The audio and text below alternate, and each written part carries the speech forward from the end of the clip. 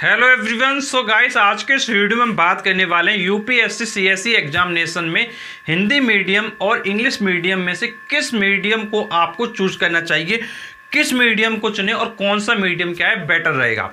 तो देखिए, ये डिपेंड करता है स्टूडेंट के ऊपर, स्टूडेंट का नॉलेज किस मीडियम में ज़्यादा बेटर रहेगा। देखिए, स्टूडेंट काफ़ी होते हैं जिनको हिंदी भी आता है, इंग्लिश भी आता है, बट कुछ कंपैरिजन आज मैं आपको बताऊंगा जिसके बेसिस से आप आइडेंटिफाई खुद ही कर पाएंगे कि कौन सा मीडियम आपके लिए बेस्ट रहेगा। तो देखिए, हम क्या है आपके साथ 4 कंडीशंस को लेते हैं।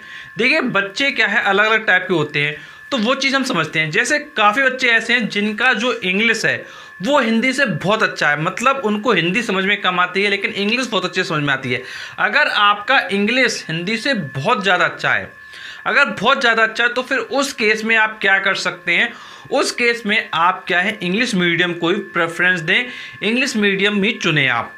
अब देखिए, कुछ बच्चे ऐसे होते हैं कि इनका हिंदी और इंग्लिश बराबर होता है, मतलब चाहे वो हिंदी में दे दे चाहे वो इंग्लिश में दे दे। यदि आपका हिंदी और इंग्लिश इक्वल है, यदि ये दोनों आपके सेम है, आपको कोई भी डिफरेंस नहीं समझ में आ रहा है, कुछ भी आपको फर्क नहीं पड़ता, चाहे आप हिंदी में चाहे आप इंग्लिश में दें, तो आपको क्या है इंग्लिश मीडियम को क्या है चूज करना चाहिए।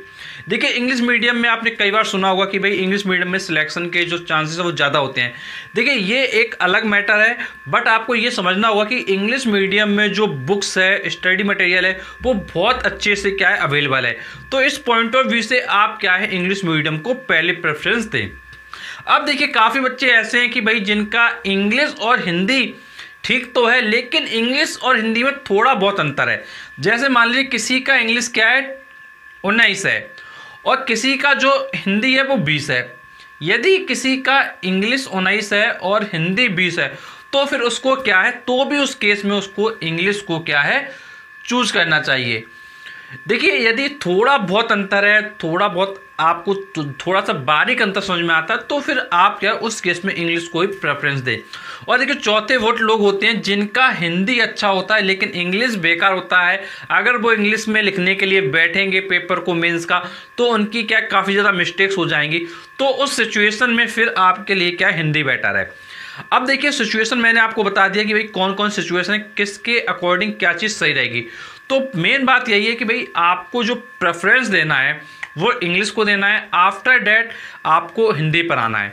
यदि आप इंग्लिश में कंफर्टेबल है देन आप इंग्लिश की तरफ ही मूव करें। और यदि कोई आपका प्रॉब्लम है, कुछ आपका डाउट है जो आप पूछना चाहते हैं, तो आप नीचे कमेंट बॉक्स से कमेंट करके पूछ सकते हैं। और वीडियो एंड पर आपको बताना चाहूँगा कि एक हमारे चैनल पर प्लेलिस्ट है, प्लेलिस्ट का नाम है IAS IPS IFS। इस प्लेलिस्ट में जाकर आप क्या है सभी वीडियोस को देखकर, बहुत ही इंटरेस्टिंग वीडियो है, उनसे बहुत अच्छी अच्छी जानकारी ले सकते हैं। तो चलिए मिलते हैं आपसे नेक्स्ट वीडियो में, तब तक शुक्रिया।